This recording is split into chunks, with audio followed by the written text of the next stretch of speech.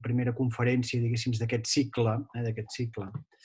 Bé, en primer lloc em presento, em dic Josep Vila, soc el director del campus de Patrimoni i professor del Departament de Geografia de la Universitat de Girona. Aquest és un acte coorganitzat pel Campus de Turisme i el Campus de Patrimoni, i com dèiem, és la primera tanda de conferències dedicades al que hem anomenat noves mirades en turisme i patrimoni. I us voldria també fer una breu introducció per explicar una mica el perquè del nostre interès en organitzar un webinar dedicat a Rewilding, no? A Rewilding Europe i aquestes nature-based tourism. El per què em sembla que per alguns serà força evident, no? Que, com sabeu, no? Estem ubicats en una crisi ambiental global i una de les dimensions que més ho posa de relleu i més preocupants és precisament la pèrdua de biodiversitat. Una tendència negativa globalment que no para de reforçar-se. I justament, mira, la setmana passada, si parlem ja de l'escala pròpiament catalana, es va presentar l'informe Estat de la Natura a Catalunya 2020, que està accessible online i que us recomano, als que no n'estigueu informats, doncs que us el baixeu, perquè posa de relleu unes dades extremadament preocupants, no? Ve a remarcar que a Catalunya en els darrers 20 anys s'ha perdut el 25% de mitjana de les espècies salvatges. Aquesta és una dada que fa posar els pèls de punta, no? I és una dada especialment alarmant en el cas dels espais aquàtics i també allò que en diem els espais oberts, no? I el vincle que hi ha entre activitat humana i pèrdua de biodiversitat, doncs és evident, no? I clar, una pregunta que et ve al cap, diu, davant d'aquesta situació, ja sigui a escala catalana, europea o internacional, iniciatives com el rewilding pot ser un dels instruments que ens ajudin a revertir-ho, i a més, si combinem rewilding amb turisme, ens trobem davant de dues peces que sovint veiem que són difícils d'encaixar, biodiversitat i turisme, i que sovint els entenem com un cercle viciós en alguns moments, no? Quan hi ha molt atractiu turístic, aquell atractiu pot acabar revertint amb una pèrdua de patrimoni, no? I la pregunta és, com podem convertir el que és, a vegades, evidentment no sempre ni molt menys, un cercle viciós en un cercle virtuós? I és una mica la pregunta que tenim sobre la taula. Com la generació d'activitat econòmica pot beneficiar alhora a la conservació de la biodiversitat. Aquest seria realment una pregunta clau per intentar, diguéssim, superar aquest antagonisme que moltes vegades sembla insalvable entre biodiversitat i turisme, no?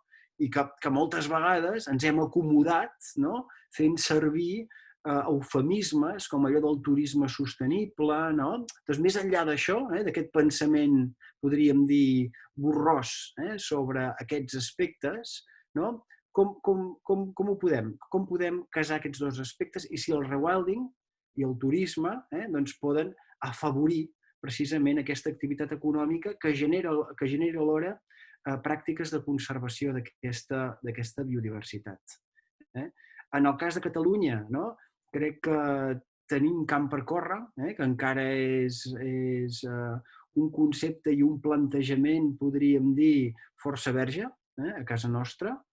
I tot i això tenim gent a primera línia, com els nostres convidats, en Carles, en Deli, que treballen en aquesta qüestió i alhora, darrerament, doncs, hem tingut aportacions de reflexió d'un gran nivell, com aquest llibre d'en Jordi Palau, Rewilding Ibèria, que ens dibuixen, doncs, això, que hi ha gent que hi està treballant i qui està pensant. Per tant, és bo doncs, de conèixer totes aquestes experiències. No? I a nivell de l'administració hi ha hagut alguna primera tímida iniciativa, no? Com per exemple en el Pla Especial de Protecció de l'Alta Garrotxa, no? Que s'estableixen algunes facilitats per promoure aquest turisme basat en la natura en algunes àrees que es volen deixar, diguéssim, a lliure dinàmica natural. Són primers indicis que ens dibuixen aquest escenari. Dit això, aquesta petita introducció del per què, no, diguéssim, de la sessió, dintre d'aquest cicle, passaria a presentar els nostres convidats. En primer lloc, parlarà en Deli Saavedra, que és coordinador d'àrea de Rewilding Europe. Ell és originari d'aquí, del nostre país, de Catalunya, i va passar a formar part de Rewilding Europe el 2012. Va estudiar biologia i va obtenir precisament el doctorat a la Universitat de Girona amb una tesi sobre la llúdriga euroasiàtica. Cal dir que un dels seus directors va ser en Ramon Moreno, que és un dels impulsors també del campus de patrimoni, per tant aquí hi ha un punt de trobada entre el campus i en Deli, podríem dir. Durant els darrers 25 anys ha treballat com a consultor en conservació de la natura, coordinant la reintroducció d'espècies en perill d'extinció, el voltor negre, la mateixa llúdriga de la que parlàvem, i també en la planificació i gestió d'àrees protegides. Ha col·laborat i investigat sobre planificació d'àrees protegides a Costa Rica, a Hongria, també en iniciatives de conservació privada a Venezuela i a Austràlia, i en espècies en perill d'extinció a Polònia, el Marroc i Etiòpia. Ha estat consultor de la Fundació Territori i Paisatge, aquí a Catalunya, i també de l'Observatori per la Biodiversitat i els Processos Ecològics a les Zones Rurals, això amb el govern espanyol. Ha estat director de la consultora Solucionat i ha dedicat a activitats de control i gestió d'aus en espais naturals i ha escrit un llibre sobre la reintroducció de la llúdriga a Catalunya i un altre sobre aus i mamífers al nord d'Etiòpia. És el president de la Fundació de Cooperació Ambiental amb l'Àfrica Sol Solidari i membre del grup especialitat en reintroduccions de la UICN. Després també tenim amb nosaltres l'Àuquia. L'Àuquia, diguéssim, arriba a la natura, diguéssim, des d'una forma més experiencial, un amant dels cavalls, i els cavalls la porten a passejar per espais salvatges. Té un màster en dret i història i diguéssim que va fer una mena de viatge iniciàtic en bicicleta des de Tanzània fins als Països Baixos, que es va convertir en una experiència de vida que el va connectar encara més a aquests espais salvatges i alhora a la importància de donar suport a les comunitats locals. Quan l'Àuquia acaba aquest viatge en bicicleta, és quan comença a treballar amb l'organització sense ànim de lucre Respect the Mountains. Mira, fa pocs dies era el Dia Internacional de les Muntanyes. Àuquia treballa ara com a agent d'operacions a la companyia europea Safari, on pot combinar això, l'amor per la natura amb els viatges. I l'objectiu de l'empresa és que aquests hostes, aquests clients que van a gaudir d'unes meravelloses vacances connectats amb espais salvatges, doncs aquests diners que aquestes persones gasten acabin revertint alhora amb la conservació d'aquests paisatges, perdó, d'aquests espais salvatges. L'Àuquia s'ocupa d'associacions, formació i desenvolupament de producte en l'empresa, en la companyia Safari.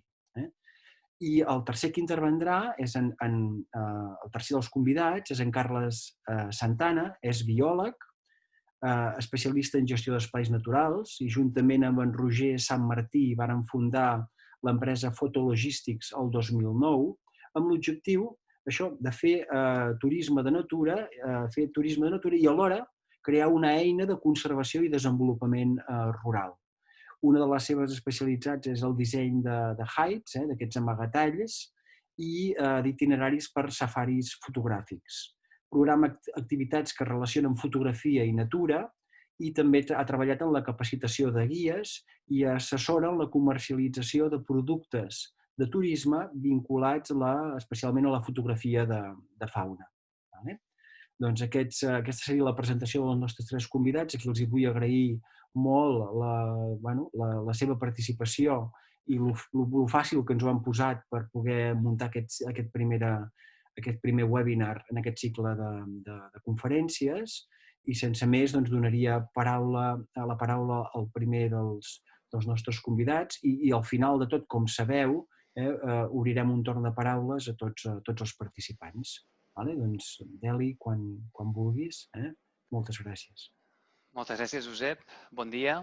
Jo us ho he posat molt fàcil perquè com que em sento una mica com a casa a fer un seminari per la Universitat de Girona, doncs us ho he posat molt fàcil i així hem organitzat. I he arrossegat a l'Oki de European Safari Company també per participar, perquè penso que això és interessant, aquest tema. Crec que és interessant, com tu deies, a Catalunya està començant. Hi ha moltes possibilitats a tot arreu, especialment a Europa, però ja veureu que a tots els continents, diguéssim, el rewilding ha passat, en certa manera, de ser fa 10 anys un tecnicisme que utilitzaven uns quants científics. Jo crec que ha passat a ser una paraula mainstream, no? Una paraula que ja tothom té en boca. Quan David Attenborough, en el seu últim documental, diu que hem de rewild the world, si ho diu ell, vol dir que això arriba a milions de persones i, de fet, s'ha convertit en una mena de trending topic que, per tant, evidentment té un perill, i és que el perill és que quan una paraula es fa molt famosa, després qualsevol cosa que facis en diu rewilding i li poses aquest segell de publicitat. Per tant, en certa manera també hem de pensar doncs, què és el rewilding i què no és. Jo, a la meva presentació, que vaig compartir ja... Vale, espero que veieu bé. Si no veieu bé, m'ho dieu.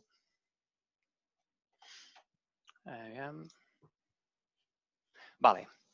Doncs la presentació que jo vull fer és, com que és una mica d'introducció, us vull explicar què és el rewilding, què és el rewilding a Europa, per posar una mica de context, i després doncs, posaré una pinzellada amb les actuacions que fem en una zona. Nosaltres treballem, a Rewilding Europe tenim 8 zones diferents a Europa on estem fent la nostra feina, i posaré un exemple, per no allargar-me molt, perquè sapigueu una mica, diguéssim, a nivell pràctic què és el que fem a Rewilding Europe.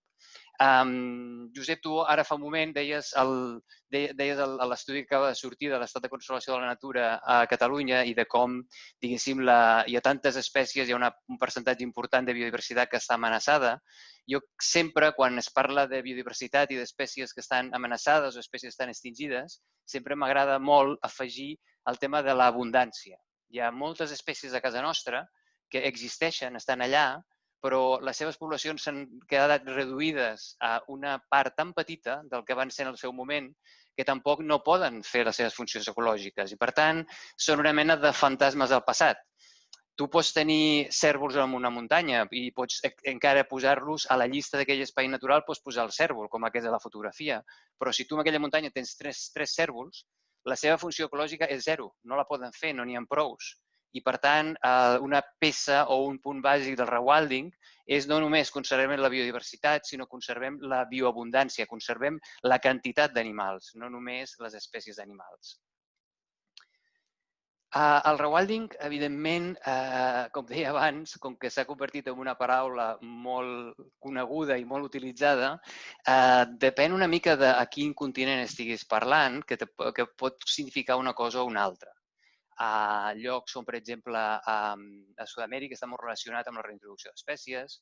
Als Estats Units s'ha lligat molt més en aquests grans corredors biològics que estan intentant fer, com per exemple Yellowstone to Yukon.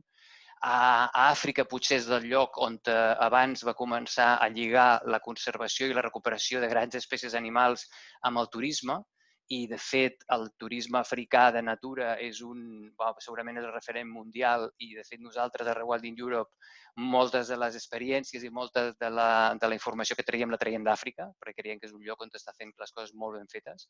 I en altres llocs, diguéssim, en altres llocs del món, doncs rewilding pot significar una cosa diferent.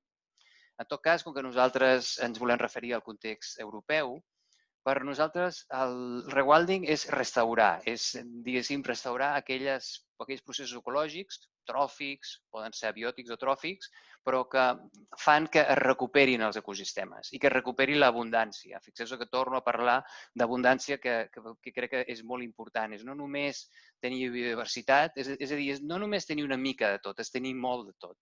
Perquè els ecosistemes necessiten tenir molt de tot perquè puguin després ser dinàmics. I fixeu-vos que aquí parlem de restaurar unes dinàmiques, no d'una espècie concreta. No diem si aquesta espècie concreta ha de ser-hi o no, sinó que el que volem és recuperar la bioabundància de tots els sistemes terrestres.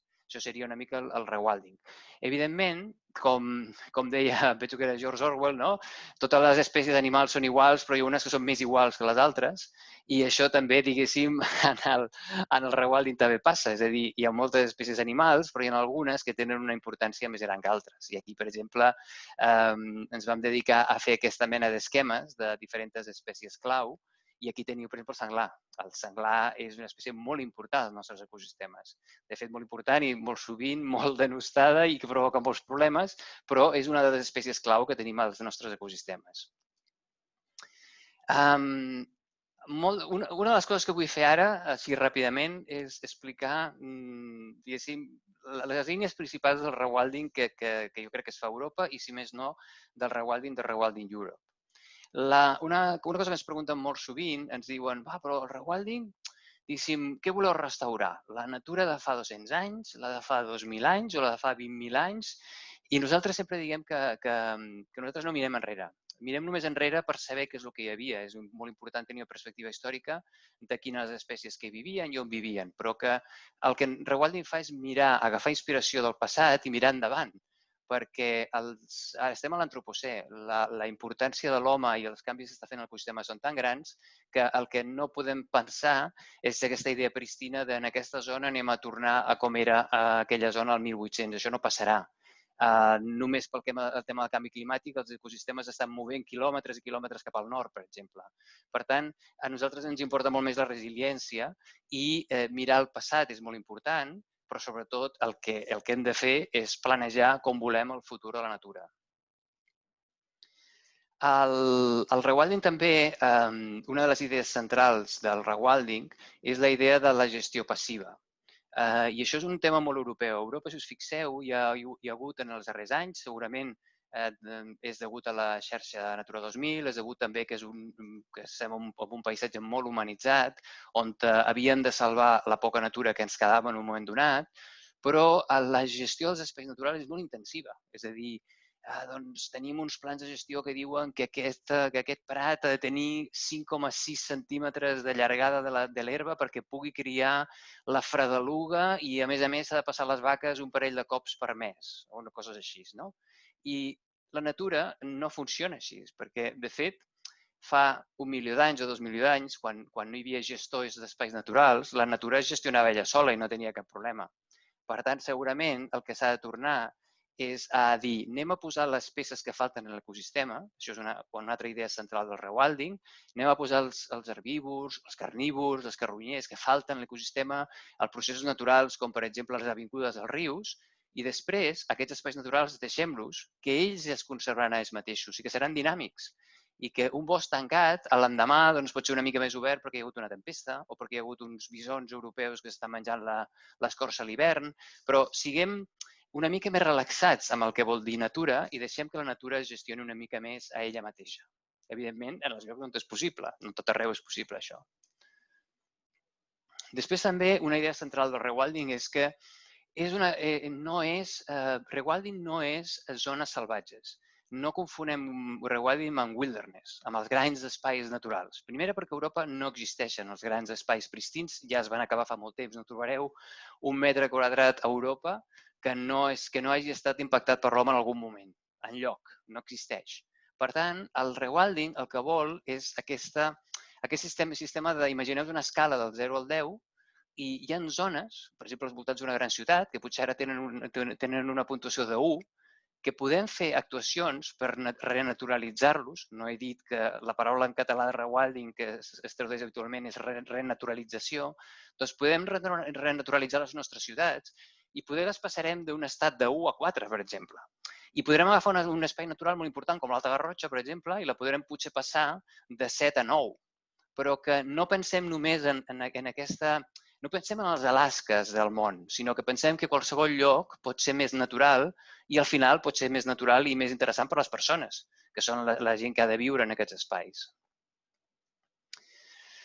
Una altra que no idea central de rewilding, però segurament una conseqüència del rewilding, és que com que és aquesta idea, com que la narrativa que es promou és la de que la restauració de la natura és possible, que podem tenir una natura molt més interessant, molt més plena, molt més abundant, molt més plena de bitxos per tot arreu, i això, diguéssim, la destrucció de la natura és reversible, fins a cert punt, però en gran part és reversible. I, per tant, promou una narrativa que és molt més pràctica i, sobretot, que dona molta més esperança. I tinguent en compte que, desgraciadament, la major part dels missatges de conservació i ecologistes són aquest doom and gloom que diuen els anglesos, no? És aquesta cosa gris de tot va fatal, estem fatal, tot se'n va a la merda, com si diguéssim, per dir-ho clarament.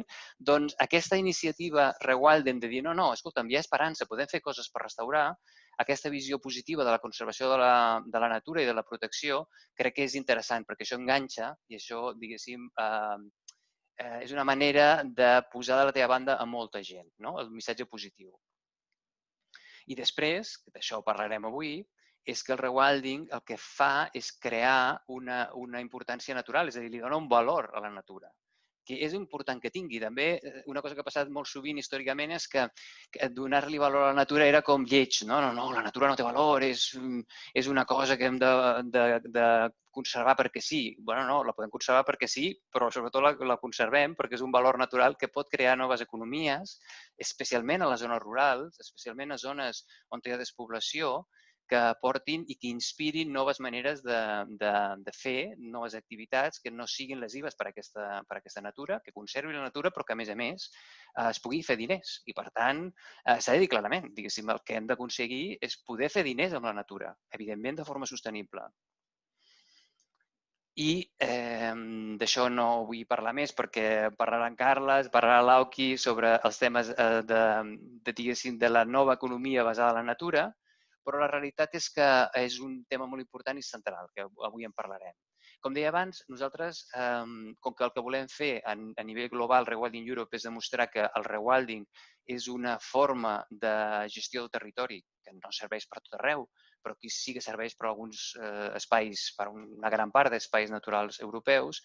El que hem fet és vam seleccionar al seu moment 8 àrees, de fet volem seleccionar 10, però en tenim de moment 8 àrees a tota Europa, on assagem totes aquestes activitats o aquestes actuacions de rewilding en llocs que són culturalment i de forma natural, ecològicament diferents. És a dir, que podem anar des d'una zona de Portugal, que ara us explicaré, serà la que us explicaré, fins a la Lapònia, al nord d'Europa, o fins a les muntanyes Rodopes a l'est, o fins al delta del Danubi, que és un gran aiguamoll. No? Per tant, amb països que no tenen res a veure, doncs, com pot ser Alemanya i Ucraïna. I d'aquesta manera el que fem és focalitzar en cada zona diferents actuacions i d'aquesta manera doncs, intentar provar que el rewilding pot ser una eina de desenvolupament natural i social pel territori. De totes maneres, el que he fet, per no allargar-me massa, és destacar una, que és la Vall d'Alcoa a Portugal. És una de les zones de rewilding que treballem des de fa forces anys, des del 2012 vam començar a fer actuacions. I us explicaré una mica el que fem aquí, perquè tingueu una idea de, baixant a terra, després de tantes frases, diguéssim, molt generals, molt bé, però realment a rewilding què feu? Doncs, en primer lloc, dir que la vall aquesta d'Alcoa és el típic paratge, com hi ha tants a la península Ibèrica, que ha tingut un gran abandonament. És un riu que és un afluent del riu Duero, molt a prop de la frontera amb Espanya. És tota aquesta zona, tant d'Espanya com de Portugal, que en diuen la Raya, no? Una zona que ha sigut fronterera amb els darrers segles i sempre va estar més subdesenvolupada, més abandonada, però en els darrers 50-60 anys ha patit molt d'abandonament. Queden pobles, activitats agràries. En algunes zones, una zona realment de canyons, de canyons de riu que amb unes gorgues i amb penya-segats, que diguéssim és quasi un ambient o un paisatge pràcticament africà en alguns llocs. I treballat, utilitzat per l'home des de sempre. Després veureu, de fet, aquí hi ha restes de la presència de l'home amb uns gravats rupestres de fa 50-60.000 anys. Per tant, la presència de l'home és de fa molt temps. S'aprofita el suro, com també a casa nostra. Hi ha hagut moltes activitats tradicionals, però també, com passa a moltes altres zones del continent, la població ha anat envellint, la gent ha marxat a les ciutats i en aquests pobles, aquesta zona, el que queda només és gent gran, jubilats i, per tant, la densitat de població és petita, però és que, a més, el seu impacte en el territori és pràcticament imperceptible. De fet, el que ha quedat és les zones de més pendent, més properes al riu, han quedat completament abandonades i a les zones més planes encara hi ha una mica d'agricultura tradicional i ramaderia tradicional. Per tant, el que fem nosaltres, és a dir, quines idees o quines actuacions podríem considerar que seria l'aproximació o l'estratègia de rewilding. Una molt important a tota Europa és tornar a portar el que diem el natural grazing, el pastureig natural, no? És a dir, el que torni a haver-hi herbívors que pasturin aquests espais que han quedat abandonats. Com sabeu, els herbívors salvatges fa molt temps que els vam exterminar. L'home en aquestes zones va exterminar els herbívors salvatges fa potser 10 o 20.000 anys, ja des de quan es va carregar quasi tots els que hi havia, i els últims van desaparèixer fa uns quants segles. A nivell europeu, per exemple, l'ur, que és l'avantpassat, que era com la vaca salvatge, no? L'avantpassat de tots els nostres bòvids, l'últim va morir en un bosc a Polònia el 1650. Per tant, els cavalls són cavalls domèstics, el cavall salvatge també va desaparèixer fa molt temps. Llavors el que va passar és que aquests ambients que havien estat pasturats durant milions d'anys van continuar pasturant-se amb els nostres animals domèstics. I això, diguéssim, va salvar certs processos ecològics, per exemple, l'herbivoria, durant uns quants mil·lennis més. Però en les darreres dècades, a gran part d'Europa, el que està passant és que estan desapareixent també els herbívors domèstics, per el que hem dit abans, per l'abandonament del camp, i llavors el que succeeix és que ens trobem amb els problemes, sobretot a la conca mediterrània, de grans incendis forestals perquè aquella biomassa que creix cada any ningú no se la menja. Per tant, és important i un dels nostres projectes principals és tornar a portar. Si no trobem l'espècie perquè es va extingir, el que fem és portar, el que se'n diu un proxy, és portar l'espècie o portar l'animal més semblant al que hi havia hagut en el seu moment. Portem cavalls que són asilvestrats i fan la funció dels antics cavalls salvatges. Portem els tauros, que són aquests d'aquí, són antigues races de vacú barrejades per tenir una mena d'ur 2.0, l'ur es va extingir i no el tornem a tenir mai més, però en el codi genètic de totes les vaques del món, crec que hi ha 1.500 milions de vaques a tot el món, doncs en el seu codi genètic hi ha parts de l'antic ur. I això es pot reconstruir i tornar a utilitzar com a herbívor salvatge o semisalvatge que torni a pasturar i es torni a menjar aquesta biomassa que si no es converteix en els grans incendis forestals, especialment a Portugal, que és on estem parlant ara. De fet, aquestes espècies ja apareixen, el que us deia abans, en aquests gravats de fa 40, 50, 60.000 anys que hi ha a la Vall d'Alcoa, un dels més importants del món, estan aquí, i aquesta concentració apareixen cavalls, apareixen tota aquesta fauna que vivia a la zona fa uns quants milers d'anys abans que fossin extingits per l'home. Evidentment, com deia, no? Això es tracta de reduir biomassa i prevenir incendis forestals. Però, a més, obrir àrees i tenir àrees pasturades amb una herba més baixa, el que fa és millorar l'hàbitat d'una espècie que és una altra de les espècies clau en els ecosistemes mediterranis, que és el conill.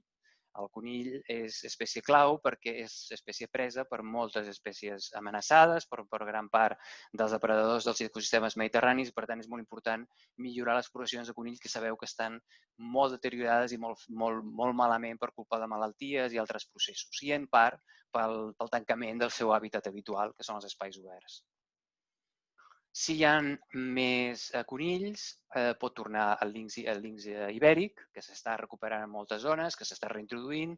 En aquesta zona de la Vall d'Alcoa només hi ha passat algun exemplar dels reintroduïts alguna vegada, de moment encara no n'hi ha, però l'hàbitat és bo i a la llarga, en el moment en què hi hagi prou conills, doncs segurament seria un candidat a reintroduir el linx ibèric.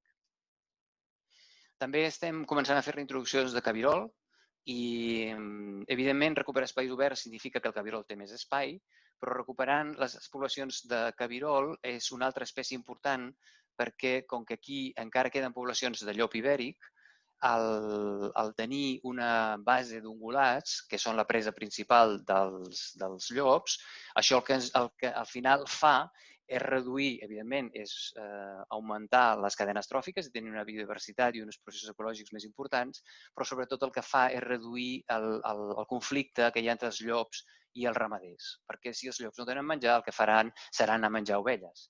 I, per tant, és important treballar amb els ramaders perquè tinguin sistemes de prevenció, però, a més, perquè els llops tinguin prou menjar salvatge per no haver d'anar a les granges. I, per últim, doncs, per sobre els carnívors tenim els carronyers, que són els voltors, i aquí doncs, el que s'ha estat fent és restaurar, primer amb uns punts d'alimentació suplementària, restaurar les poblacions de voltor comú, el voltor negre encara no cria però ja està tornant, l'aufrany, tenir aquests carronyaires que estan a dalt de la piràmide tròfica.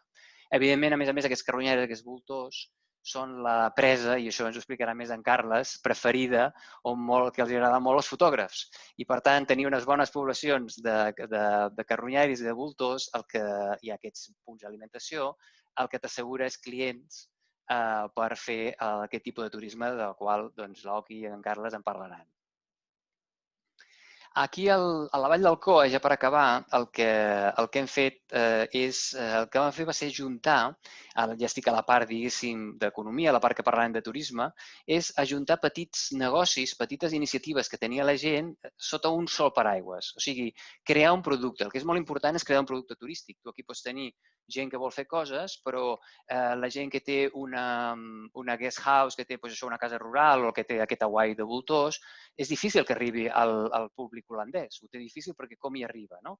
Llavors, ajuntant aquests petits negocis en forma de producte, això pot ser molt positiu per ells. I per posar-vos un exemple, ja per acabar, aquí a Portugal el que vam fer va ser ajuntar, per exemple, aquesta gent que tenia una casa rural, que estaven començant, els vam ajuntar amb una empresa que el que fa són els flycams, els flycams són aquesta iniciativa amb la qual tu, diguéssim, camines, agafes la teva motxilla al matí, camines durant tot el dia per aquí a la Vall d'Alcoa i quan arribes a la tarda, a un lloc molt maco, molt diguéssim, amb una vista fantàstica, et trobes un campament a l'estil africà muntat, un fantàstic sopar, dorms aquí i l'endemà tu tornes a fer una altra etapa del viatge i hi ha una empresa que desmunta tot aquest campament i te'l munta uns quilòmetres més enllà.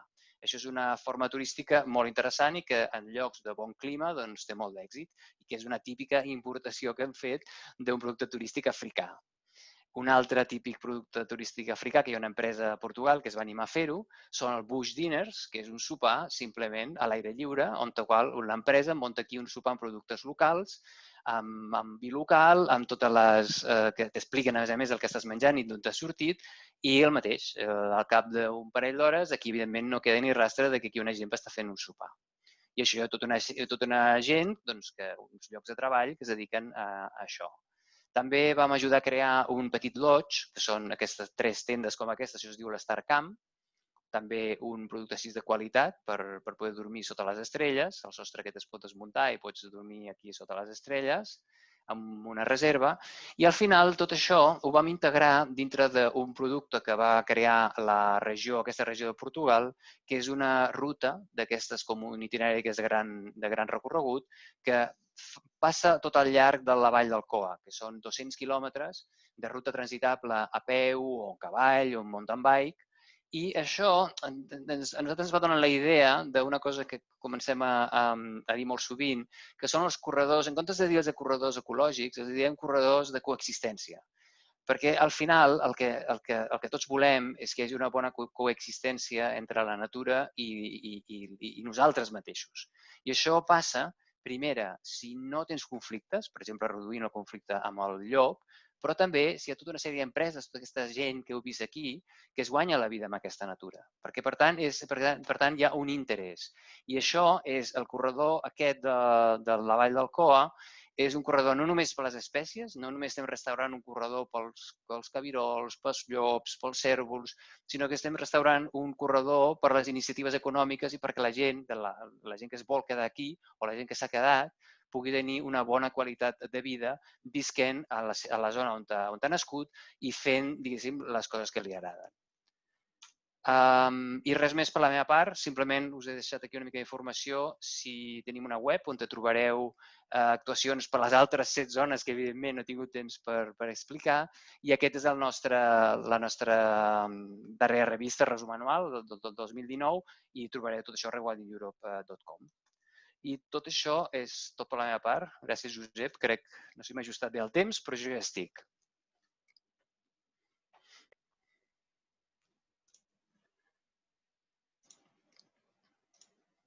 Moltes gràcies, Deli, per la presentació. Sí, anem perfectes de temps, i si sobra una mica més de temps doncs tindrem una mica més de temps també per debatre amb la resta de participants, amb els convidats. Molt bé, passaríem a la propera presentació és a càrrec d'Auki van Gerven. Sorry for my pronunciation. The title of the presentation is European Safari Company. What if you could make Europe wilder simple by taking a holiday? No, we will see if it is possible. Okay, the floor is yours, Auki. Thank you so much. Great, thank you very much, Joseph. Can you hear me correctly, just to make sure? Yeah? Yes. Perfect, thank you. Hi everyone, thanks for joining me on the little time that I've been given today. Excuse me, I'm not speaking any Spanish or Catalan, so it's a challenge to follow the conversations, but I'm really enjoying it. I will start by sharing my screen, which should be working about now. Let me know if it doesn't, and then I will start my presentation. There we go. So yeah, I'm the operations manager of the European Safari Company. Just a short introduction. Obviously, I've been introduced earlier by Joseph, which I couldn't follow, but I could hear bicicleta, so I knew that it was about me. I'm the operations manager at the European Safari Company.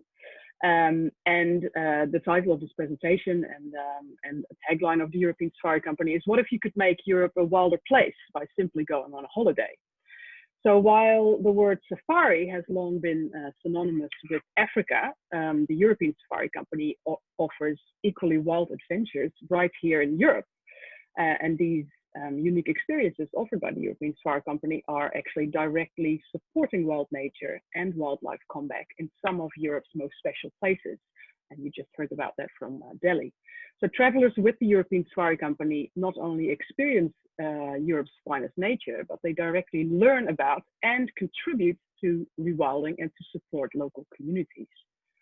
Now, what's the relationship with Rewilding Europe then?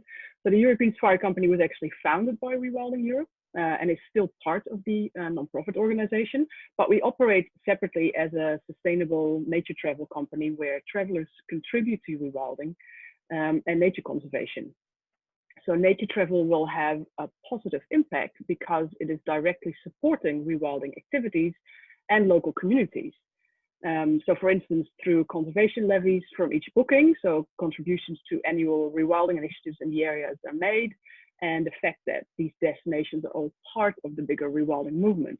So local nature-focused businesses are assisted through developmental, operational, and communication support from our side. That gives you a little bit of background. Also something that Della just talked about, where Rewilding Europe works, and these kind of cross over with the destinations that we work. So just having a quick look at the map here. In the top, of course, there's Swedish Lapland, where we offer winter safaris. We work in the Oder Delta in Germany, where you could, for instance, see white-tailed eagle. Going to the east into Romania in the southern Carpathians, there's a really wonderful bison release program going on where you can actually track bison. I'll tell you a little bit more about that later. We are starting to work this year in the Danube Delta. We would have loved to travel there this year and offer and see what safaris we could offer, but unfortunately due to COVID we weren't able to travel there this year, so this will be coming soon. A little bit further south, Rhodope Mountains in Bulgaria, really great place to see vultures. Going to Italy, Central Apennines is a place where we offer wolf tracking safaris, but you could also see the rare Marsken brown bear there if you're lucky. You're still in the wild, it's not a zoo, so it's definitely a different kind of safari than what you would experience in Africa. The Velebit Mountains in Croatia are also a really wonderful place to see brown bears. So is Slovenia. Slovenia is actually not part of the official, it's not an official Rewilding Europe area, but we do chose to work there as the European Safari Company because it offers really great examples of responsible bear tourism. Another place that Delhi talked about, the Greater Koa Valley. This is also a place where we offer, people could go to a vulture hide, but many other species can be seen there as well. And two other places that we currently work in that are not part of Rewilding Europe yet are Scotland and the Netherlands. And we started with the Netherlands because it's where the European Safari Company and Rewilding Europe main office is, so where the central team resides. Due to COVID, we saw there was a lot of interest in national tourism. So as you can see, unfortunately, we're not offering any safaris yet in Spain, but we're definitely working on it. So watch this space. So that gives you a good idea of the kind of destinations. Now, what kind of safaris do we actually offer? I've talked about that we are offering safaris, just like you could go on a safari in Africa and Europe, and the places where we offer these safaris. But what can you see there? Well, 2020, of course, was an extraordinary year. We've had very few travelers just because boundaries of, we've just been shut down. We couldn't travel. Tourism is hit very hard. Unfortunately, also our local partners have been hit very hard. But I can tell you a little bit about the trips that we did really well in 2019. And the best-selling trips that year were the Central Apennines in Italy and the Southern Carpathians in Romania. So one of the safaris that is very, very popular is a winter wolf tracking safari taking place in Central Apennines in Italy. It's literally only 2.5 hours from Rome. And what we can offer with a local partner there is we have some amazing local guides, also a really great local rewilding team. And you can go 3 or 4 day hiking and go on a wolf tracking adventure. So you can do this in the snow, which is great because then you can see the tracks in the snow. But you can also do this in spring, summer, or autumn, of course, depending on where the wolves reside at that moment. So they have about 9 wolf packs in this specific area of Central Apennines. And if you're very, very, very lucky, you can see them. But you're much more likely to see tracks. Wolves are very, very hard to spot. And like I said before, it's not a zoo. If you go on a safari in Africa, then you drive with maybe a 4-wheel drive through the Serengeti in Tanzania, just as an example, and you will see zebra or gnu everywhere. It's not like that in Europe. It's much harder to spot wildlife. For definitely the species that people want to see. Very often people are really interested in seeing large mammals like wolf, like bear.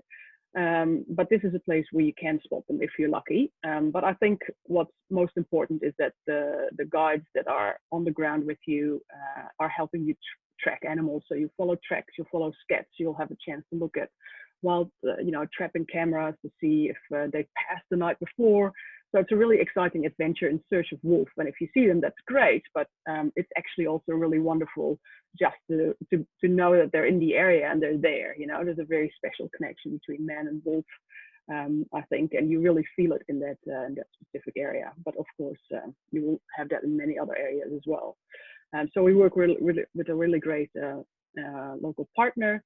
And we see that guests that are traveling with us on these safaris are very interested in the rewilding activities that are happening in that area and really want to contribute to the area that they holiday in. So that's kind of where the tagline comes from. You know, you go on a holiday, you have this amazing adventure, you learn about wildlife, you learn about the area, but at the same time, you're also giving back with the levies that you pay when you book a trip with us. That goes directly into the local rewilding activities. So last year I was in, not this year, the year before, I was in Central Apennines myself, and I did a bit of winter wolf tracking.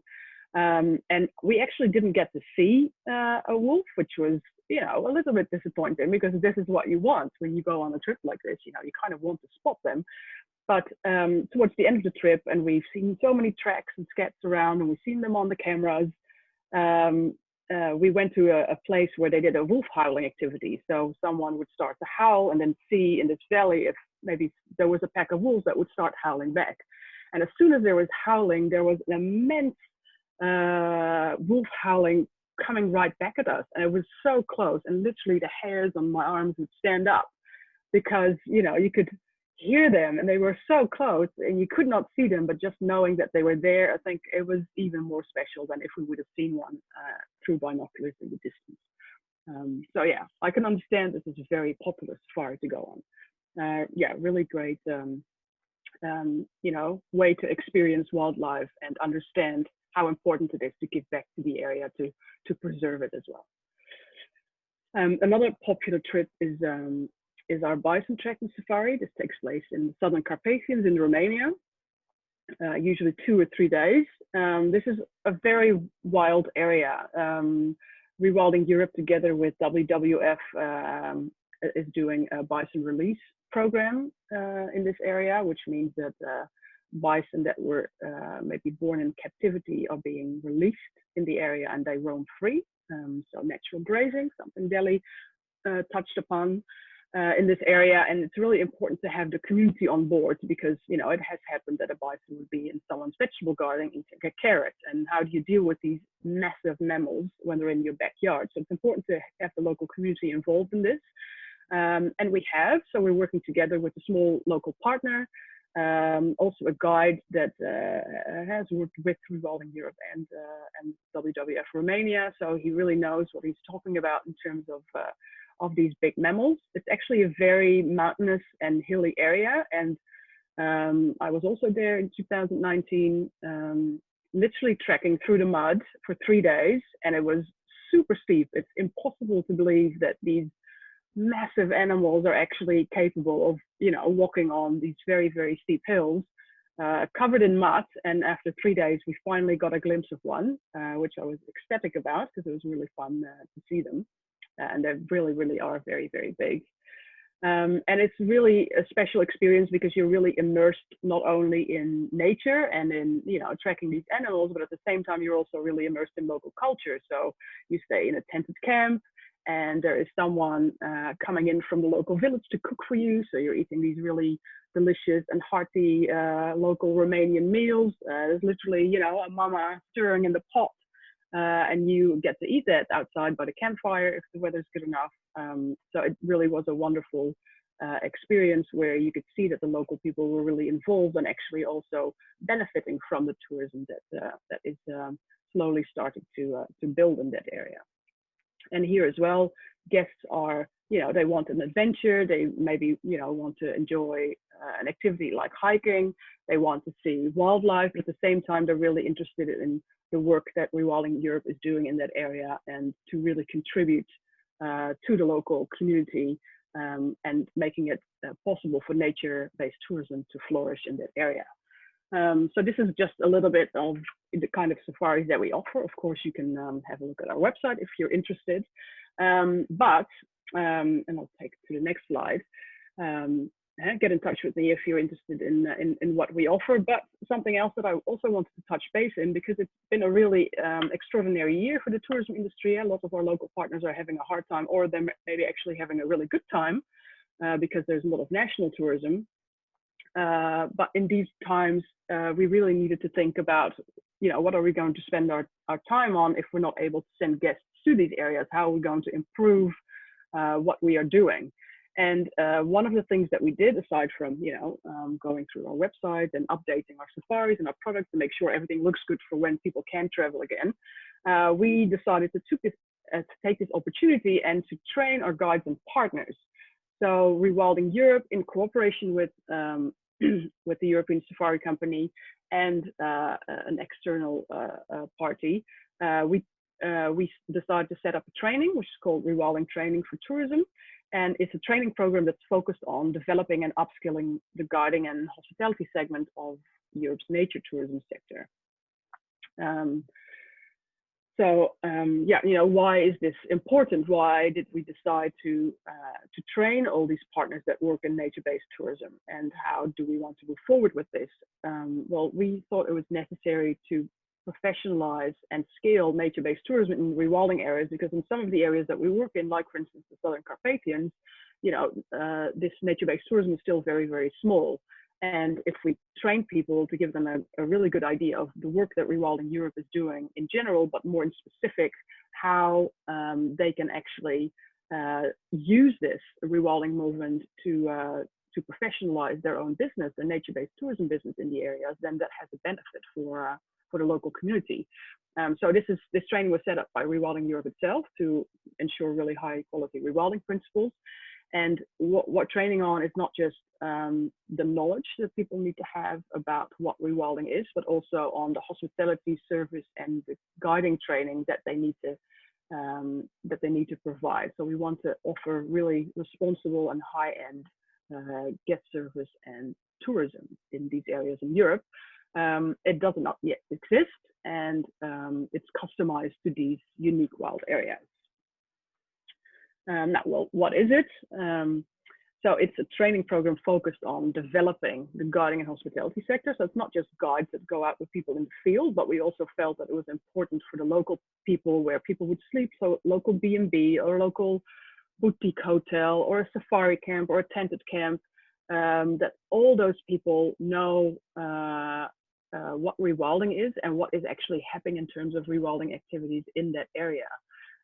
So it's a selection program. It's designed to identify and develop up and coming tourism professionals, so guides, hospitality and service staff, entrepreneurs that work in nature, but also people that work for Rewilding Europe itself, so the enterprise officers, the field staff, and also interested individuals. So I'll tell you a little bit more about this later, but we actually have a lot of students from universities that signed up for the next training.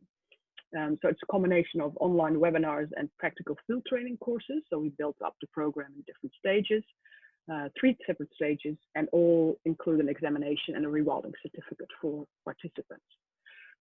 So just a little bit of the practicalities, because I thought this may be of interest to you, is that we did our first series of 5 webinars last November. So we just finished that this December. And we're doing a second stage of, another webinar series in January. So we're fully booked, but because this is going so well and there's so much interest in this rewilding training for tourism, we're doing a next series in November and December 2021. And once people have finished the first stage, then they can elect to move on to a 5-day field training program. This year that will take place in Central Apennines. And we are also will do a specialized field training, but this will be more for specialized guides or specialized nature tourism entrepreneurs that want to offer maybe a high-end safari camp, or they want to specialize in bird watching or tracking. So these are all things that we are currently working on. So this is just something that we started this year. So we're doing now the pilot of the first year. It's going really well, and we see a lot of interest all over Europe in terms of people that work in tourism or are interested in nature-based tourism, and then in combination with rewilding.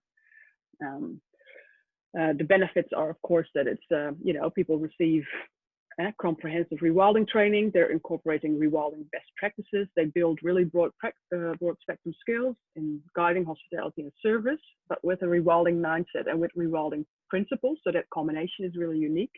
And it's a world first hospitality, service, and guiding training for those nature-based tourism businesses related to rewilding in Europe. And if you have a business, then you add value to your business. You get official certification if you successfully complete the program, and you get a really unique opportunity to learn from partners and experts from other European areas. So that's a little bit about the rewilding training for tourism, and of course about the European Safari Company. So I'm very open to questions. Thank you for listening. I'll now give the floor back to Joseph, and get in touch with me if you're interested. You can reach me by email, aukje@europeansafaricompany.com for both the European Safari Company or the training. And there we go. Back to you, Joseph. Thank you so much, Auke, for your very interesting presentation. So we will move to the next. D'acord, tornem al català. Donarem la paraula doncs, ara a en Carles Santana. Ell ens parlarà del recurs natural al producte turístic. Aquest és el títol de la seva presentació. Gràcies, Carles, quan vulguis. Gràcies a tu, Josep, i suposo que em sentiu bé, no? Sí, et sentim molt bé. Molt bé. Doncs gràcies a tu, gràcies a la Universitat de Girona per la invitació i bueno, jo personalment m'agrada tant sentir en Del i l'Auke que els donaré el meu temps perquè no en tinc prou mai del que van dient i ens agrada molt la filosofia de Rewilding Europe. Nosaltres no som Rewilding Europe, som una altra empresa, som una altra iniciativa, diguéssim, però compartim de ple la seva filosofia i ens trobem sovint en molts punts. Primer que res, us comparteixo la presentació. On està això? No.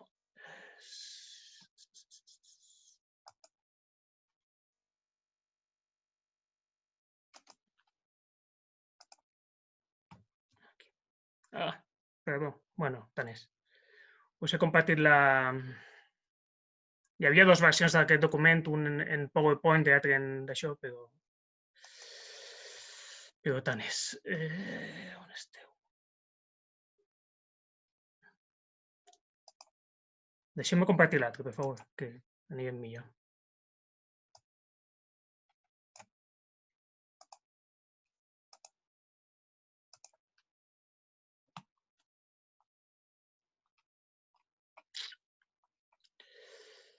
No em deixa.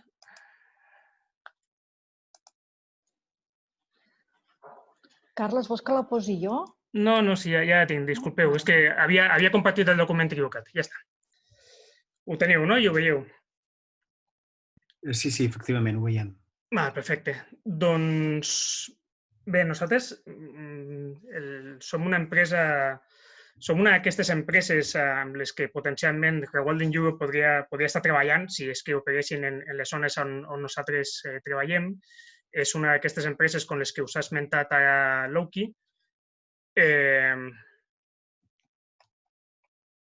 Però per la gent que no ens coneix, que no és el cas de Rewilding perquè ja ens coneixen, per l'assistència que no ens coneix, deixeu-me que faci una pinzellada de qui som.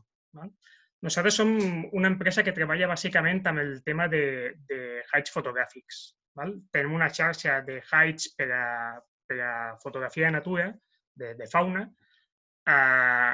Treballem a tota la península Ibèrica i Balears i Canàries i en aquest moment estem en uns 80 hides repartits per totes les nostres zones de treball. Cadascun d'aquests puntets vermells que veieu no és un hide, és una zona de treball.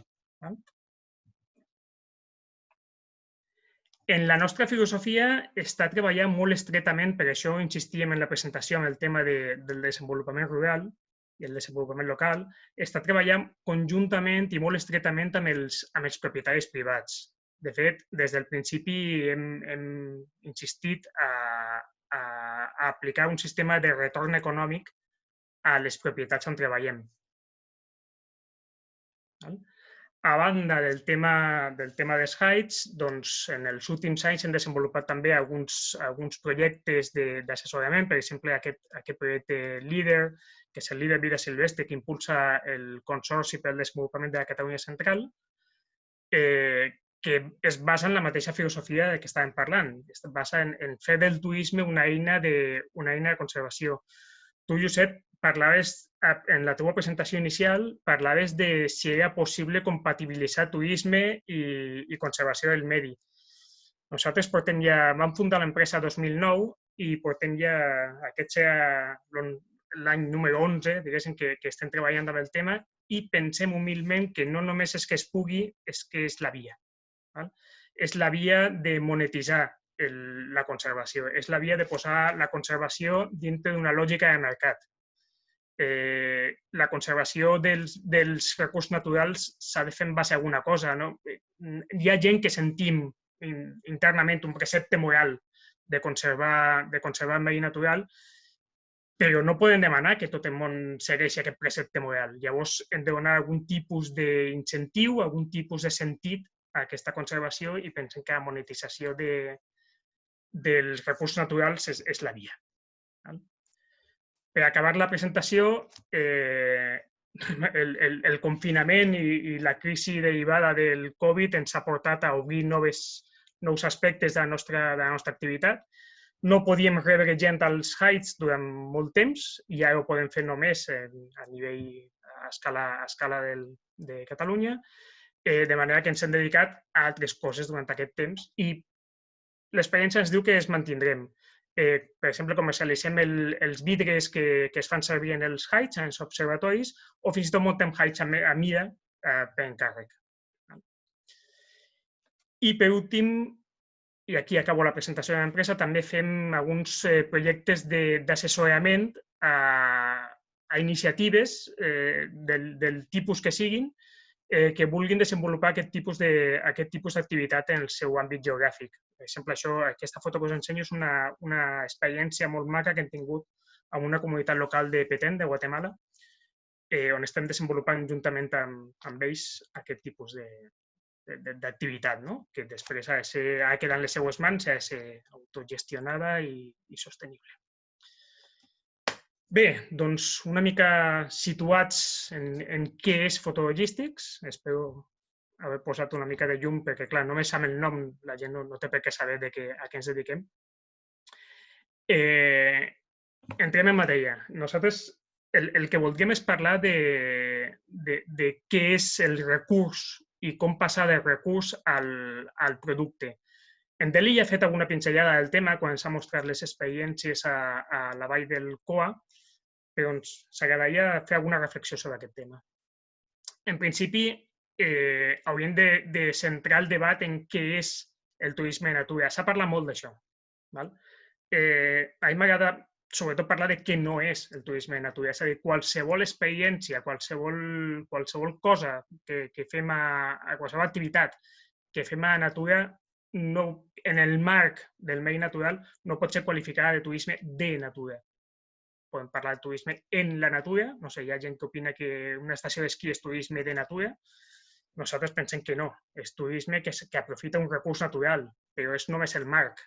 El turisme de natura, o el nature-based tourism, hauria de ser aquelles activitats o aquell turisme experiencial que es basa en un fenomen natural o en un recurs natural com a eix principal de l'experiència. Hem vingut a veure llops, com feu als Apenins, o hem vingut a veure com salten els sisons als secans de Lleida o qualsevol d'aquestes experiències que tinguin el recurs natural com a eix central, no com a marc.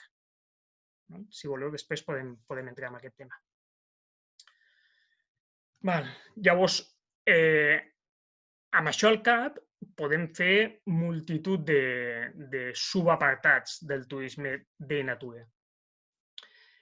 Podem parlar probablement el més popular, perquè és el que segurament té més seguidors a tot el món, que és el birding o el birdwatching.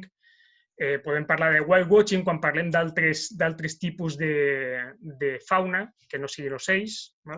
Últimament es fa servir aquesta paraula de wildwatching, per exemple, seria el que feu amb els bisons o els llops, o no sé, també observació fins i tot d'insectes. Allà en Bretanya hi ha associacions que organitzen viatges per a observar papallones, espiadimonis, oliveules o el que sigui. Penseu que no tenim per què quedar-nos només amb la història dels ocells. Es fa turisme d'interpretació de rastres, d'observació de petologia, de rèptils i amfibis.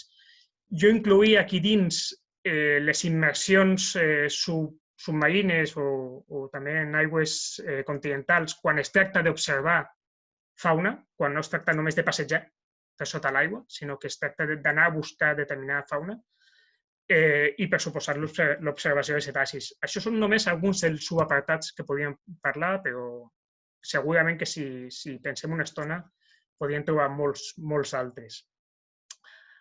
Aquí ens agradaria fer una puntualització.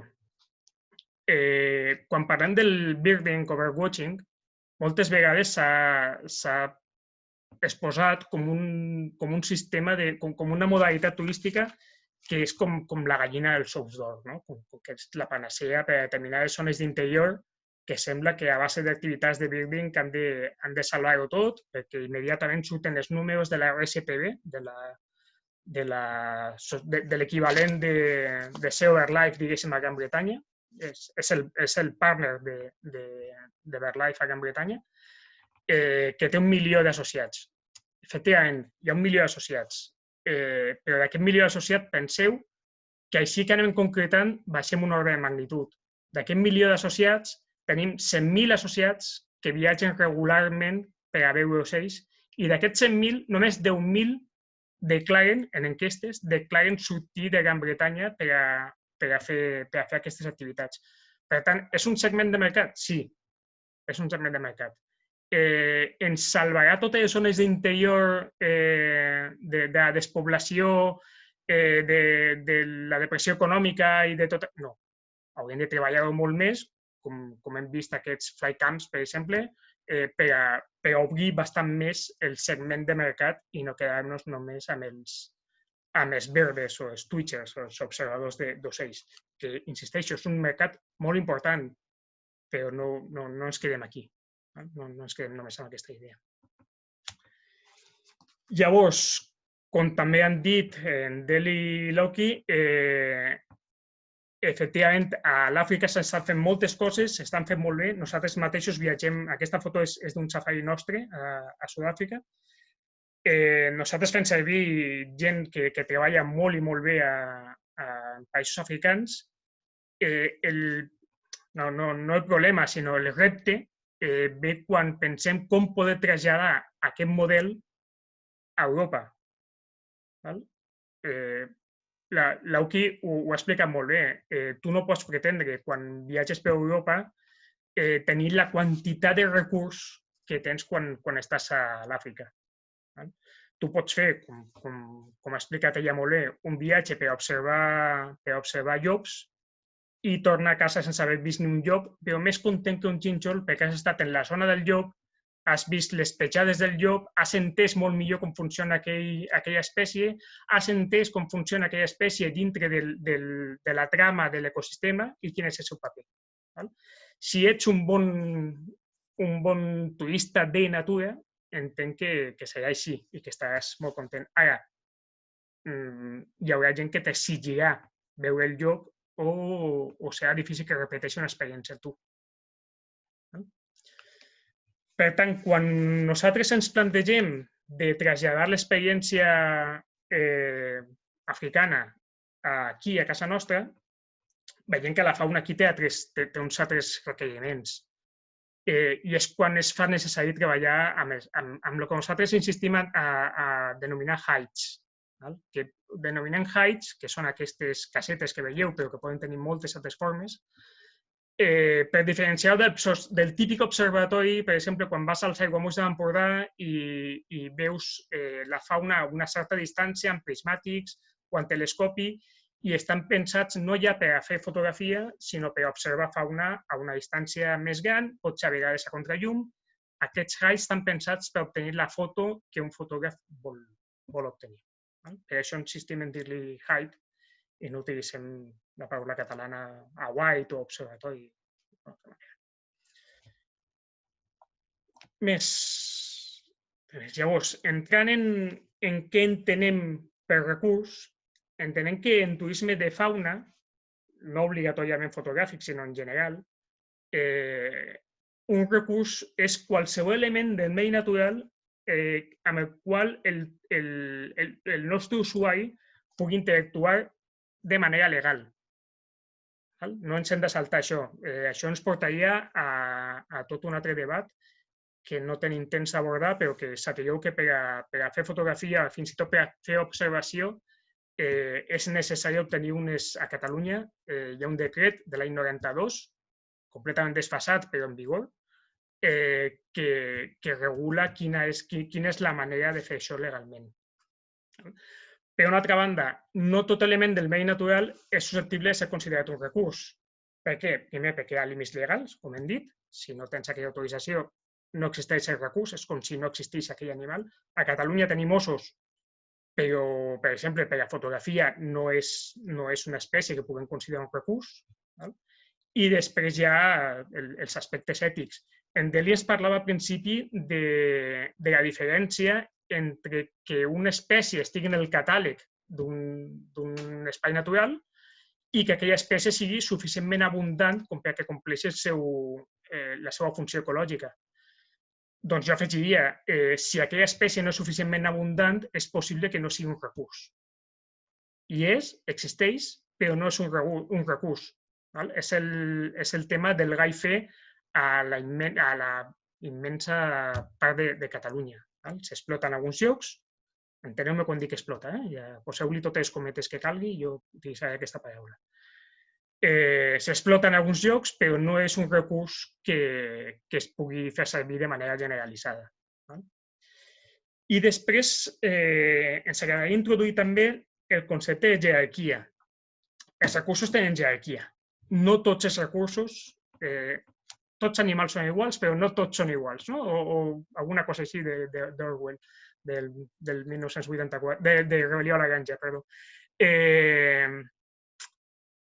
Això es nota molt quan analitzes la demanda del recurs que t'està fent el client. El trencalòs, com veieu aquí, són aquests dos ocells que hi ha junts, supos que veieu la mà, no? M'ho veus aquí? El trencalòs és un recurs que la gent demana.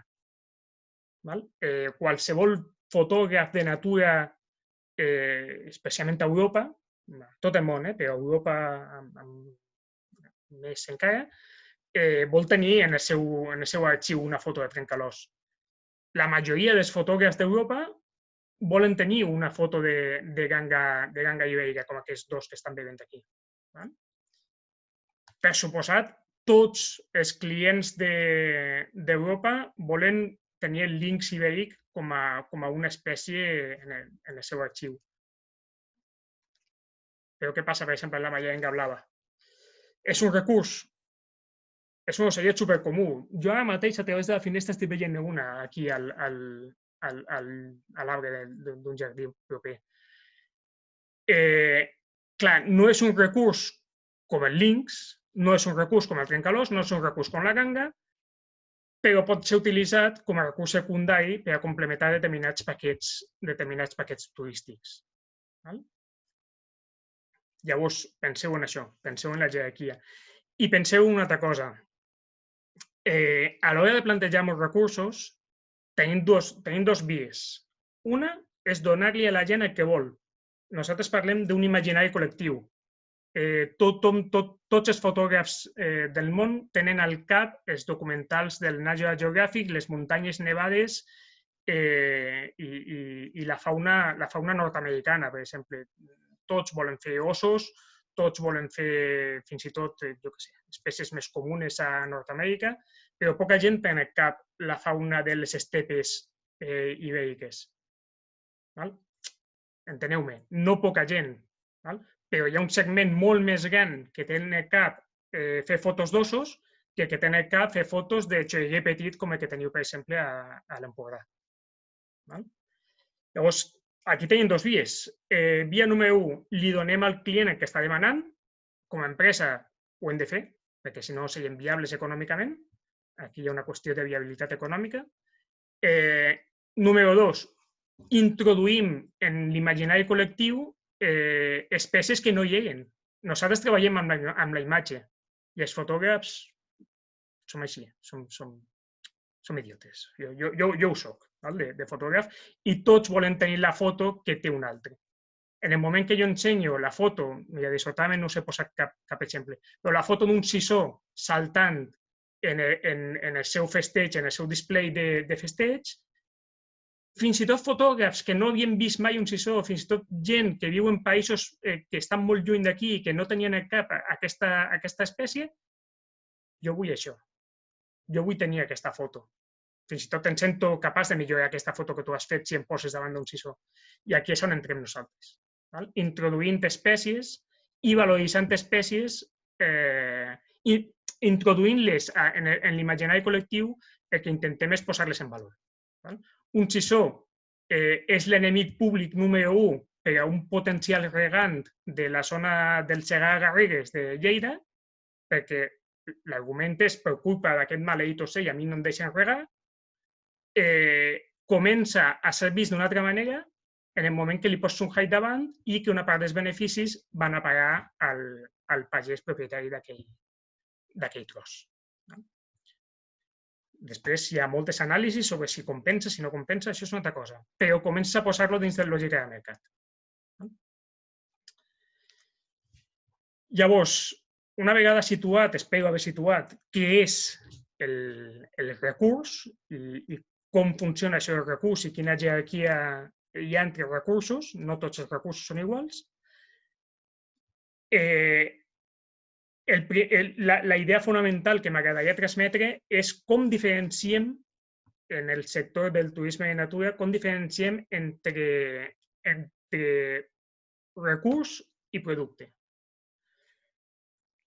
Quan nosaltres vam començar amb aquesta activitat, vam començar a parlar, evidentment, amb gent del medi rural i una vegada que s'havien convençut, que costava poc, ja estaven convençuts d'entrada, però que estaven ja convençuts de començar a treballar amb nosaltres, el primer que es deien era jo tinc molts ocells, jo tinc moltes àguiles, que deien ells, i és igual, podia ser una àguila quabarrada, però també podia ser un milà reial. Efectivament, aquell senyor, aquella senyora tenia molt de recurs o tenia algun recurs, però no hi havia un producte turístic empaquetat i preparat per a ser venut. Si estem introduint la conservació en el turisme i el turisme, estem imbricant també el turisme en la conservació, el que hem de fer és empaquetar aquell producte i que estigui preparat per a ser venut. Que estigui preparat per a posar-lo en el nostre aparador. El nostre aparador en el segle XXI és una web. També són figues, també són altres coses, però bàsicament és una web i unes xarxes socials. Llavors, aquí és on entra que la gent dels allotjaments, la gent de la restauració, aquí us he posat un parell d'exemples, per exemple, en la zona de Montgai treballem amb aquest allotjament rural i portem la gent a menjar, a fer, si més no, el dinar, en aquell restaurant. És a dir, l'expert en el desenvolupament de hides, en aquest cas nosaltres, juntament amb l'expert en hostaleria i l'expert en restauració, treballant conjuntament per crear un producte turístic. I en aquest cas és essencial la figura de l'agència de receptiu. Nosaltres fa uns anys vam decidir esdevenir agència de receptiu per a poder vendre legalment aquest producte ja conformat. Per tant, diferenciem bé el recurs natural del producte. Ja sé que això per a la gent que estem aquí podria ser una obvietat, però us asseguro que en el medi rural per moltíssima gent no és. Per què no venen anglesos a veure les gangues de Serós si és l'únic lloc on hi ha? Perquè no has muntat un producte. Perquè ells per què havien de saber que allò està allà? Perquè ells necessiten un lloc on dormir i un lloc on menjar i un guia que els porti. Llavors, aquí parlem de sinergies per a poder crear un producte turístic. Això és una imatge d'una guia que vam fer per a aquest projecte LIDA que us comentava, del treball en xarxa, administracions, fins i tot associacions conservacionistes, guies i client final treballant conjuntament per a poder tirar endavant aquest tipus d'experiència amb aquesta filosofia. Si fem una mica d'identificació dels agents estratègics que juguen aquesta partida, doncs estem nosaltres, les empreses de serveis i d'interpretació, estan les empreses d'hostaleria i restauració, està l'administració amb competències en medi natural, que algun dia caldria seure'ns tots a parlar de manera oberta sobre què volem fer respecte al turisme de medi natural o turisme de natura a Catalunya i com agilitar determinats tràmits que no estan pensats per a un sector econòmic que no existia quan es va redactar la normativa que regeix aquesta activitat. I no acuso de res, vull dir, tenim una excel·lent relació amb ells i sempre ens han tractat de manera fantàstica i impulsant el sector, però caldria mirar com afinem això encara una mica més. I per suposar l'administració en competència en foment del turisme que ens pot ajudar a fer un impuls més en aquests moments tan complicats. I per últim, hem posat les agències de receptiu, que són les encarregades d'empaquetar, de muntar el producte turístic, com estan fent, per exemple, en el cas de Rewilding. Per últim, jo soc ràpid parlant, no sé, Josep, si després tenim torn de preguntes i... Sí, tenim un torn obert. Perfecte, jo soc d'anar bastant ràpid. Per últim, una idea que vull llançar és la crida a la regulació del sector. En el nostre sector, suposo que tots diran el mateix en tots els sectors, però en el nostre sector l'intrusisme està desbocat. Gent que no té cap figura jurídica, que per tant no paga impostos, que per tant no té assegurances i que per suposat no demana cap mena d'autorització a l'autoritat competent, en trobaríem uns quants. Per tant, la regulació del sector és essencial i és vital perquè això genera una competència deslleial que poden sortir d'entrada un 21% de preus més barats perquè no paguen IVA. I res més, per part meva, no sé si ha anat massa ràpid, però suposo que podem repescar temes en torn de preguntes. Moltes gràcies per la vostra atenció. Ens agrada sempre acabar les xerrades que fem són en els països catalans. Ens agrada acabar-la amb aquesta frase de Jacint Verdaguer de allà on tu veus el desert, eixams de mons formiguegen. És a dir, hi ha més del que es veu a simple vista. Un tros de l'Empordà on hi hagi Gaig Blau, per exemple, té un recurs i té un potencial producte turístic a impulsar. Aquí teniu les dades de contacte. D'acord? I no sé, qualsevol cosa ja sabeu on som a partir d'ara. Molt bé, doncs gràcies a tots tres per les vostres presentacions. Passaríem aquest torn de preguntes. Ara, diguéssim, s'obrirà la possibilitat de participar a la gent que ens acompanya per si volen plantejar alguna pregunta a algun dels tres ponents. Possiblement el millor seria demanar-ho via xat o directament participar. No sé, la Clàudia i l'Anna, què pensen? Sí, Josep, del format que hi ha aquest webinar, el que estem fent servir, només permet participar via xat. D'acord, Per doncs ja tant, està. si algú té alguna pregunta, la pot escriure en el xat, les recollim i les traslladem als panelistes. Els podem deixar parlar també. Si algú té ganes de fer la pregunta amb micròfon, els activem. No hi ha cap problema, com vulguin.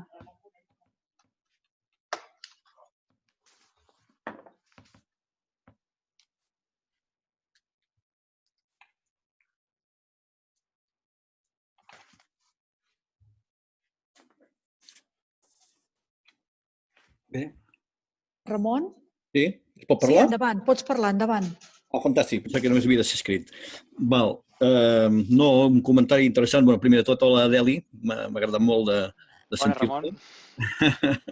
M'ha agradat molt de veure't. Escolta una cosa, mira, no, el que has dit ja i el que heu dit ha sigut molt interessant, penso que està molt ben enfocat tot això.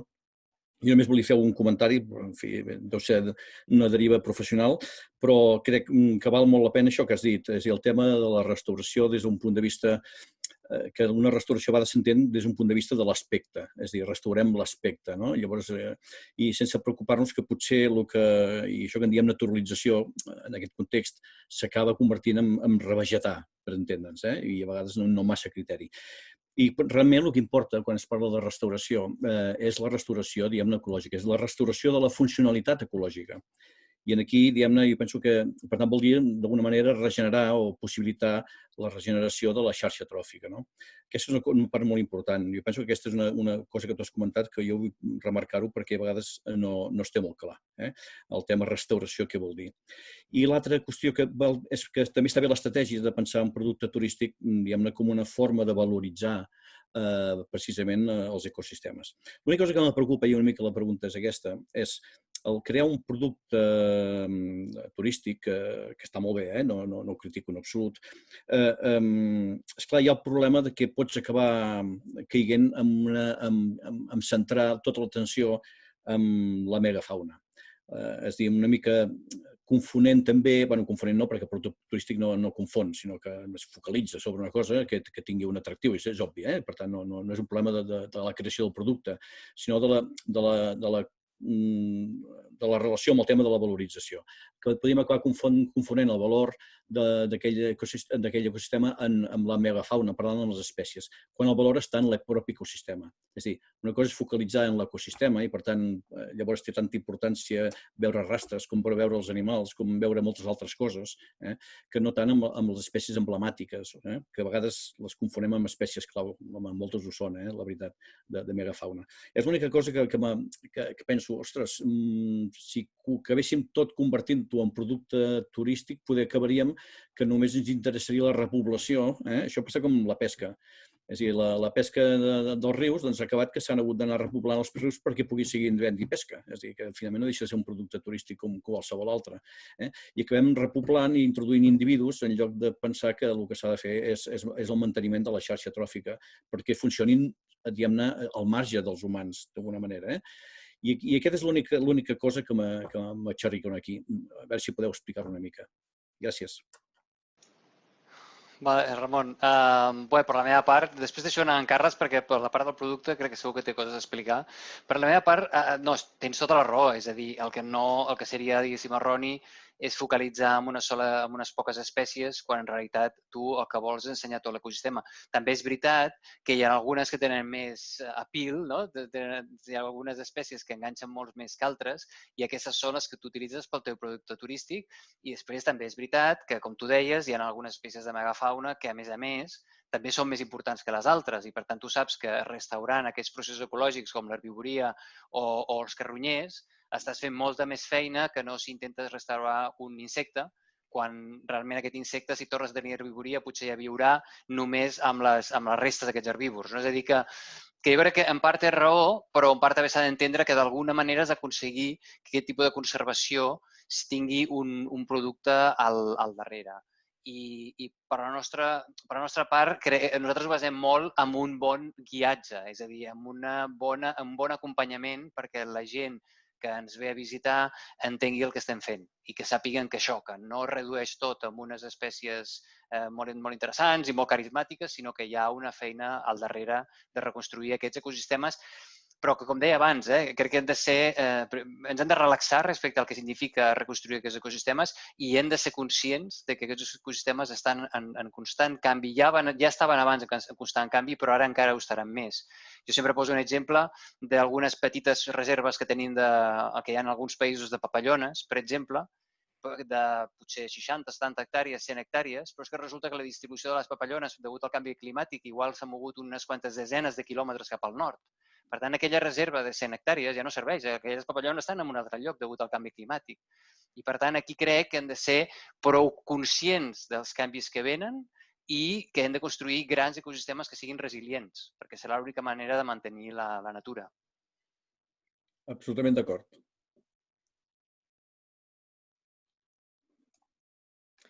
Ramon, una vegada que estem d'acord que les espècies i els hàbitats són el principal objectiu, la conservació d'espècies i hàbitats és el principal objectiu, una vegada que tenim això acordat, estem parlant d'activitat empresarial.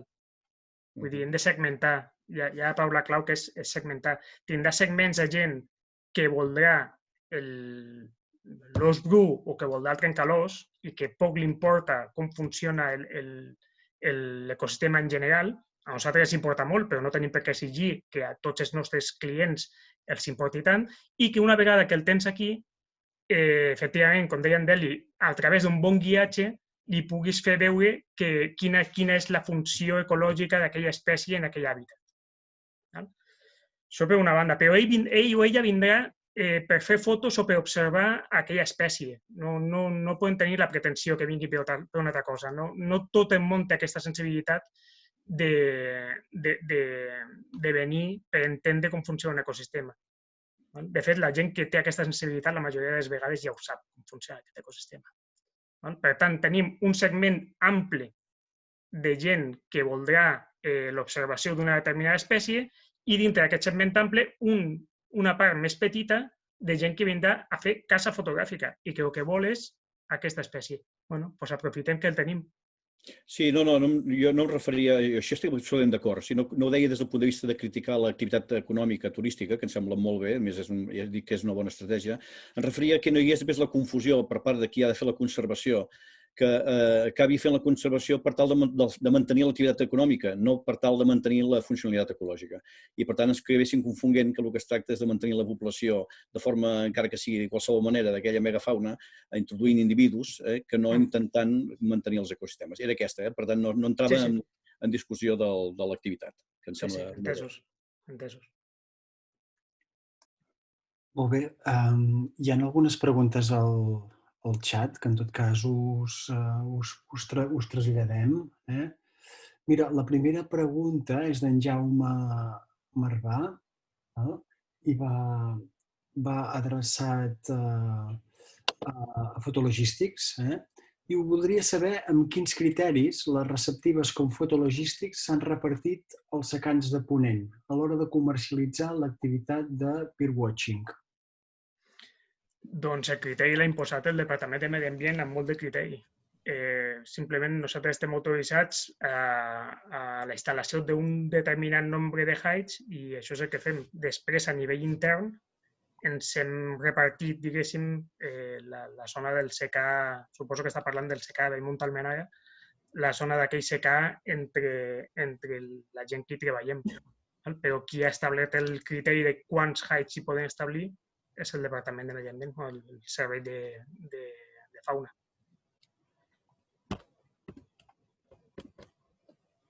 Evidentment, intentem, a més, no ens solapar-nos, clar, no posar un hide. No estic al costat d'un hide de la competència i al contrari, hi ha un fair play bastant que s'hauria de conservar, està molt bé.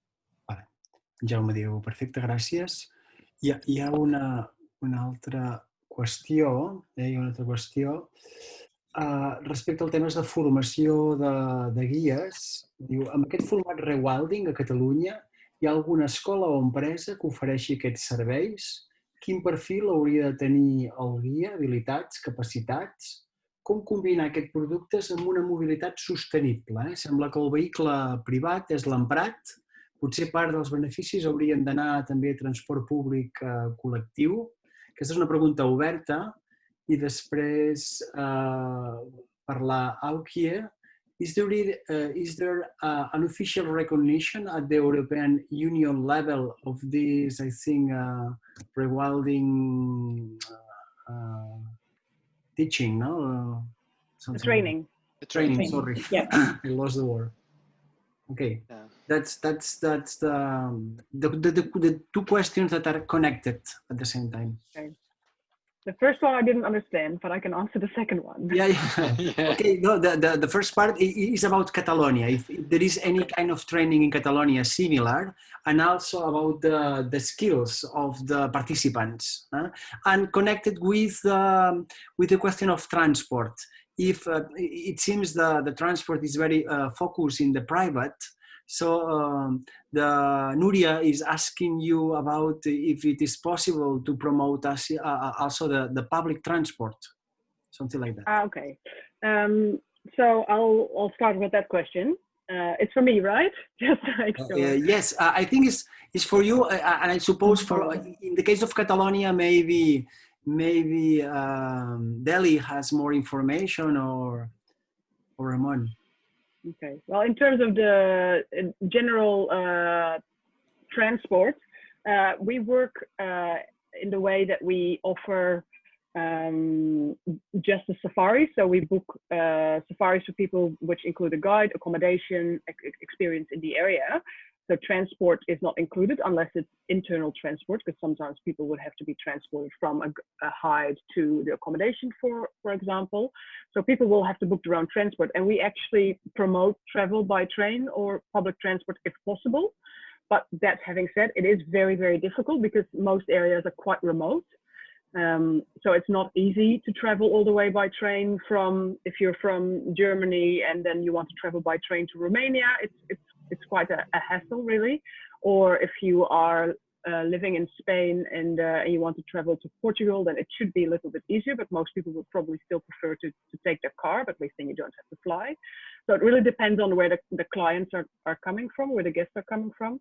Yeah, of course, ideally we would love to promote public transport, bus, train, etc., but it's not always possible. It depends on where the guest is from and where they want to have their safari. We have guests definitely that are traveling by train in large areas, covering large areas of Europe if needed. So that was the one question. Thank you. Okay, and the other one. Yeah, exactly. Sorry. No, that one about the official recognition of the training courses. Yeah. Yeah. So we started this training. It was initiated by Rewilding Europe.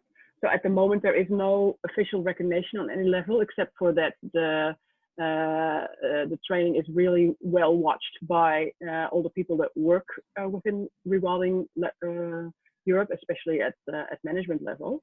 But we are actually working to find maybe whether it be a university or private outdoor education. We are trying to see if we can match up with any educational center to see if we can get some form of official recognition, but it's definitely not there yet. We've only just started this, and we are still in our pilot phase. And we are now, in the process of actually doing this on the ground, both the webinar training and the field training, and then improve it and hopefully teaming up with some form of recognized education so we can combine those two together. Okay, thank you. Yeah. I don't know, in the case of Catalonia, we don't have any kind of training similar. I don't know if Carles or Delhi know something about, or it's planned to do something in Spain or in Catalonia. Jo no conec cap iniciativa, no sé si tu, Carles, coneixes. El que, en tot cas, seria interessant de fer alguna cosa similar, i després jo penso, continuant el que deia l'Oki, crec que és interessant fer aquestes coses, diguéssim, de baix a dalt, no? És a dir, creem un programa, comencem a fer-ho, la gent li interessa, les empreses ho valoren, les empreses comencen a valorar aquesta titulació i en algun moment a aquesta titulació se li dona qualsevol rang, a nivell d'Unió Europea, el que sigui. Però crec que seria un error intentar buscar un rang de titulació amb una cosa que està començant. Fem-ho, que funcioni, que sigui valorat i després ja trobarem la titulació. Però jo, almenys a Catalunya, no conec alguna experiència semblant. Nosaltres tenim obert de manera permanent la possibilitat de col·laborar amb nosaltres per part de qualsevol guia que hi hagi situat en qualsevol lloc, anava a dir de Catalunya, però del món. I com a empresa potencialment receptora d'una persona formada pel programa de Rewilding, que seria molt benvingut, sincerament, com a empresa, nosaltres tant ens fa que tingui aquest reconeixement actual de la Unió Europea o de l'Estat espanyol o de la Generalitat, o que no. La qüestió és que els continguts que s'imparteixin siguin després aplicables a la pràctica diària, no? Gràcies. Gràcies. Hi ha una altra... hi ha una altra qüestió d'en Gerard Costa. Diu, parlar en termes monetaris, diguéssim, diu monetitzar els recursos naturals o bé simplement parlar de natura com a recurs no és fer passos enrere a nivell d'aquest concepte de renaturalització? Seria una pregunta per en Deli o per en Carles, jo entenc. Bueno, culpable d'haver utilitzat la paraula monetitzar, crec que sóc jo. Així que contestaré jo, ho assumiré. A veure, si, això que deia abans, si assumíssim que tota la població, que sectors molt amplis, immensos de la població, tinguessin aquest precepte moral que nosaltres considerem, nosaltres, parlo per mi, però crec que puc parlar per tots, que nosaltres tenim que s'ha de conservar el medi natural en el millor estat possible, fins i tot portar-lo, com és l'objectiu de rewilding, a moments, diguéssim, més resilients i més renaturalitzats, potser no caldria parlar de monetitzar. Però nosaltres parlem de monetitzar com una eina, com una via per arribar a l'objectiu últim, que és la conservació del medi natural. Per tant, jo crec que no. Jo crec que no és fer passos enrere, jo crec que és fer passos endavant. Jo crec que, de fet, el problema que tenim és que no s'hi fa prou. El problema que tenim és que la conservació del gaifer, per posar un exemple, no té repercussió social. Que nosaltres farem la nostra vida exactament igual hi hagi poblacions de gaifer viables o no en el Pirineu. I que, per tant, el que hem de fer és que això li importi a algú, començant pels sectors locals, però intentar arribar a les capes més amples possibles de la societat i que la manera de fer això, ens agradi o no, és posar-ho en lògica del mercat. Molt bé, moltes gràcies, Carles. Hi ha una altra qüestió de la Gisela Bosch. Hi ha espais al món que valorin molt el rewilding en espais on hi ha acords de custòdia del territori? És a dir, aquest vincle entre la custòdia del territori i el rewilding és un vincle positiu, diguéssim, i si hi ha alguns espais en el món que ho valorin especialment o que ho treballin especialment. Bé, també la qüestió del territori també és d'aquests termes que quan va començar era una cosa molt específica, ara de qualsevol cosa es diu custòdia, per tant, com que hi ha molts tipus de custòdia, però evidentment sí, un bon exemple, mira el que en Carles explicava, el que feu a Fotologístics és custòdia del territori i de fet és una manera de fer custòdia del territori, per tant, jo crec que un dels bons exemples els tenim a Catalunya, els tenim en general a Europa i després també el que passa és que custòdia del territori està molt relacionat amb la propietat de la terra i com funciona la propietat de la terra. Per tant, diria, per exemple, a Europa de l'Est, on la major part de la terra és pública, la custòdia del territori és molt diferent, la propietat ja és pública i, per tant, la forma que l'utilitzes, a les acords que tu puguis fer amb ajuntaments, doncs es podrien considerar custòdia. En altres zones, el rewilding el fem, per exemple, més que fent custòdia, el fem adquirint drets. Drets que ens ajudin a fer rewilding. Per exemple, drets de caça, per no caçar, drets de pastura, però per ficar els nostres tauros i els nostres cavalls i fer natural grazing. I, per tant, a vegades, un sistema que no en diem custòdia, però en realitat és aconseguir eines per poder fer rewilding a gran escala, pot ser llogar, pot ser comprar, pot ser fer custòdia, pot ser fer acords. Jo crec que depèn una mica de les zones, però diria que un dels llocs on s'està fent molta custòdia i hi ha bons exemples és precisament a Catalunya. Molt bé. Algú més vol intervenir? Vol fer alguna pregunta? Aprofiteu. Que jo en tinc un parell o tres. I que aprofitin. Bé, veig pel moment, doncs en tot cas em prendrà la llibertat també de fer alguna pregunta de la meva banda. Diguéssim, per exemple, en el cas concret de Rewilding Europe, ara que tu, Deli, ja fa 8 anys que hi treballes, diguéssim, la seva capacitat d'influència i de tirar endavant projectes en aquests 8 anys, diguéssim, si ho haguéssim de quantificar d'alguna forma, s'ha duplicat, s'ha triplicat, es manté estable, és a dir, la capacitat d'intervenció de Rewilding Europe a Europa com evoluciona, per dir-ho d'alguna manera? Ha crescut molt. Més que des d'un punt de vista econòmic, jo t'ho posaria d'una manera diferent. És a dir, quan nosaltres vam començar el 2012, vam començar amb Rewilding Europe, com deia, el rewilding doncs, era un terme que ningú coneixia, era una mena de tecnicisme, era una cosa molt estranya. Per tant, i nosaltres ho veníem com una nova forma de fer conservació en alguns espais on podria ser l'estratègia adequada per fer conservació, utilitzar rewilding. Mai hem dit que el rewilding ha de ser una recepta per tots els territoris, ni molt menys. Però en aquella època estàvem com en un costat de la conservació, estàvem com al racó més racó de la conservació, fèiem una cosa molt estranya. I la percepció que tinc jo és que a poc ens han anat la situació, diguéssim, la pandèmia, el canvi climàtic, el recurs per la conservació, les Nature-Based Solutions, tot això ens han anat apretant com al centre del focus i ara a mi em dona una mica la sensació, a vegades tinc la sensació que estem en el centre de la conservació, amb el foc posat, amb la qual això és bo, diguéssim, perquè genera molts més recursos. Diguéssim, aquestes estratègies de conservació, de reintroducció d'espècies, de restauració de boscos, de Nature-Based Solutions, tot això està en el centre del debat actualment. Estem a la dècada de la restauració. El que deia abans, que David Attenborough li diu a tot el món que hem de rewild the world. És a dir, tot això ens fa estar en el centre de l'escena, això és positiu, però també és, diguéssim, és un risc en el sentit que tenim una gran responsabilitat, perquè hem de tenir molt clar que aquestes receptes que nosaltres donem són realment bones i que funcionarà a llarg termini.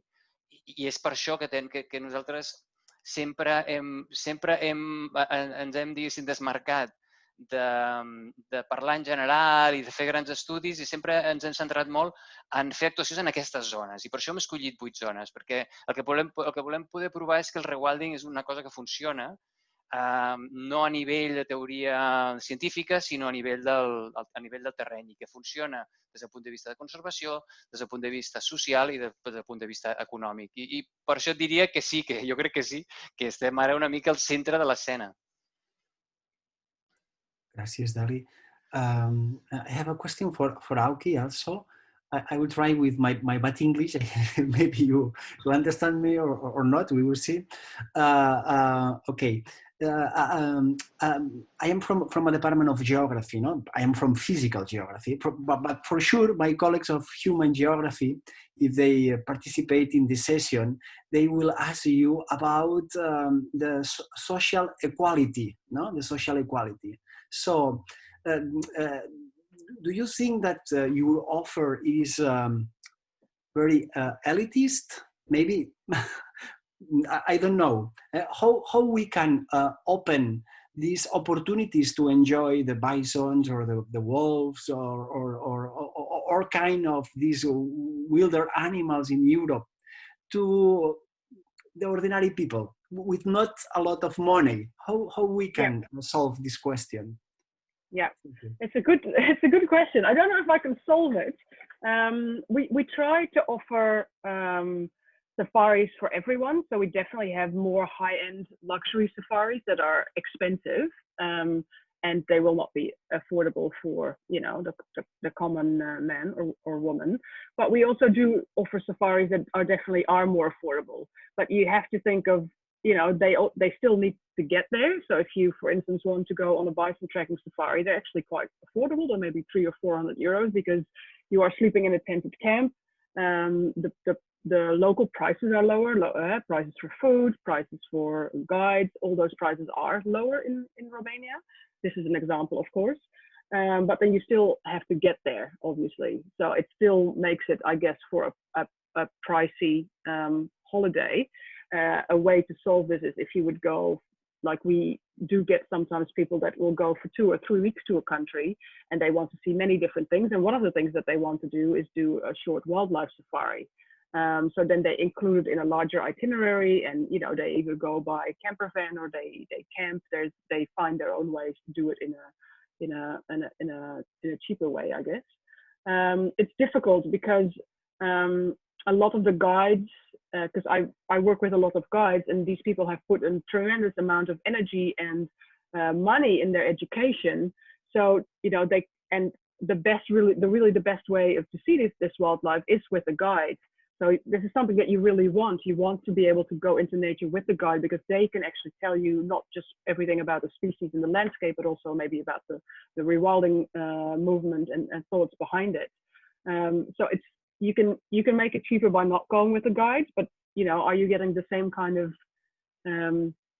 experience from it then? Yeah, we think not. We think it's better to go with a guide, but that also comes with cost. So I'd say we try to do the safaris with accommodations that are just more on the low end. So camping or tented camp or just simple B&Bs, that also supports the local people. But if you then add the guide, it's never going to be a cheap holiday. It's almost impossible. Also because the local people, this is their source of income. You want to include them. You want to include the guide and the local B&B owner. So if you just go with your backpack by yourself and make it a cheap holiday, is then really the local economy profiting from, the place that you are visiting? But it's a good question. I do get asked it a lot, actually. Hope that helps. Thank you. I una darrera... Josep, disculpa. Sorry. Sí, Carlos. Això és una qüestió per la qual ens agrada especialment, nosaltres també fem safaris i tal, però ens agrada especialment l'ús del guide. D'aquesta manera estàs oferint alguna cosa tangible al client. Hi ha una instal·lació que fa servir. Per tant, hi ha una unitat de comercialització, hi ha una unitat de repartiment amb el pagès també, i que és una necessitat en països on no tenim la cultura de pagar a un guia, com és el nostre, si més no de moment, que aquesta cultura no està tan instaurada. La gent té molt assumit que per anar a veure goril·les has de pagar un guia, però per anar a veure un sisó no està tan clar que hagis de pagar un guia. D'aquesta manera creem la necessitat de poder consumir una cosa tangible i, per tant, justifiques el pagament. Moltes gràcies. I una darrera qüestió oberta que lligaria amb la filosofia del campus de patrimoni, precisament, que és, diguéssim, com podem connectar el rewilding, diguéssim, en temes de conservació biològica i ecològica, amb temes també de conservació de patrimoni cultural. Sé que han sortit alguns aspectes, el tema, per exemple, del menjar tradicional, els guies locals. Com la nostra objectiu seria ser un campus de patrimoni sense dir cultural i natural, sinó el patrimoni holístic, diguéssim, no?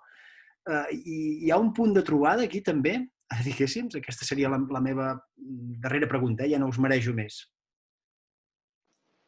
Bueno, jo crec que sí, també. Crec que a Europa precisament estem molt especialitzats en això i crec que quan parles de patrimoni, per molts europeus no veuen molt la diferència, sovint, no? Jo sempre explico una història que m'explicava un fotògraf de natura, l'Stefan, tu coneixes, Carles, que és bastant divertit. Per explicar això que dius, ell diu, quan estàs als Estats Units, doncs tu arribes a un parc nacional, fas fotos de tot, d'ossos, d'àguiles, és fantàstic, llavors baixes al poble, em menges una bona hamburguesa amb una Coca-Cola, agafes el cotxe i fas 1.000 quilòmetres fins al següent parc nacional, que també és fantàstic, pots fer fotos de no sé quantes espècies i quan baixes al bar pots fotre't una altra hamburguesa amb una altra Coca-Cola, després de fer 1.000 quilòmetres. Diu, quan tu a Europa fas això, a 1.000 quilòmetres passes 4 cultures, 5 països, 3 religions, no sé quants arquitectures diferents, i això és la riquesa d'Europa. A Europa mai tindrem, de moment, ramats d'elefants i rinos, diguéssim, donant voltes per les estepes de Cabanyeros, però sí que tenim una combinació increïble que no la té ningú més, i és la combinació natura-cultura. I crec que la gran aposta europea és aquesta, precisament. Moltíssimes gràcies a tots tres. Jo no sé si hi ha cap més pregunta, no veig activitat al xat, per tant, si us sembla, ho deixaríem aquí. Agraïm molt a l'Auki, a en Deli, a en Carles, les seves intervencions, les seves respostes. Jo penso que ha estat molt interessant i espero que tinguem oportunitat de tornar-ho a repetir en algun altre format i que tinguem més oportunitats de col·laborar. Thank you so much, Auki, for your participation, for your presentation, your answers. So I hope you will have the opportunity to collaborate in the future. I hope so too. Thank you. Okay. Doncs ho deixaríem aquí. Moltes gràcies. Perfecte, gràcies a vosaltres. I fins la propera. Fins la propera. Adéu-siau.